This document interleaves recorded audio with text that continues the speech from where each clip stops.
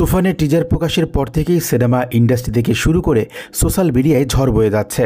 এটি নির্মাণ করেছেন রায়হান রাফি। শাকিব খান অভিনীত সিনেমাটির টিজার প্রকাশের পর থেকেই এটি ভারতীয় অ্যানিমেল ও কেজিএফের সঙ্গে দারুণ মিল খুঁজে পাচ্ছেন দর্শকরা। রাফি যে দুটি সিনেমা থেকে কাটকপি মেরে একটি সিনেমা মুক্তি দিতে যাচ্ছেন, এমন আভাস নেটিজেনদের মন্তব্যে। পরিচালকের এমন কাণ্ডে ফেসবুকে যেন তুফান বয়ে এসছে। এবার প্রিয়তমা ও রাজকুমার সিনেমার প্রযোজক আরশাদ আদনানের স্ট্যাটাস সেই আগুনে যেন ঘি ঢেলে দিল।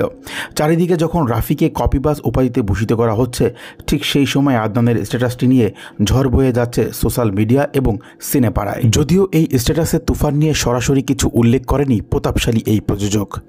আরশাদ আদনান লিখেছেন, নকল পণ্যে বাজার সয়লাভ।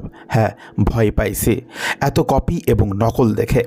এই প্রযোজকের পোস্টের নিচে কাটকপির বিষয়টি নিয়ে তুফান পরিচালককে একহাত দিচ্ছেন দর্শক এবং নেটিজেনরা।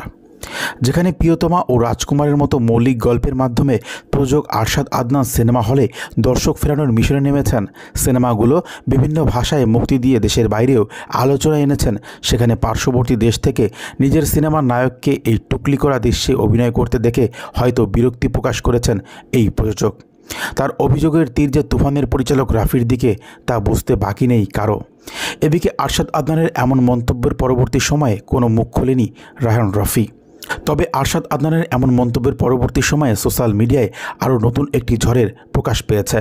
শাকিব খানের ভক্তরা এ সময় আরশাদ আদনানকে উল্লেখ করে অনেক বাজে মন্তব্য করেছেন। তারা বলেছেন, দিন শেষে আরশাদ আদনান, আপনিও প্রমাণ করলেন আপনি প্রযোজক নয়, আপনি একজন বিজনেসম্যান। শাকিব খানকে নিয়ে আপনি পরপর দুটি হিট সিনেমা উপহার দিয়েছেন।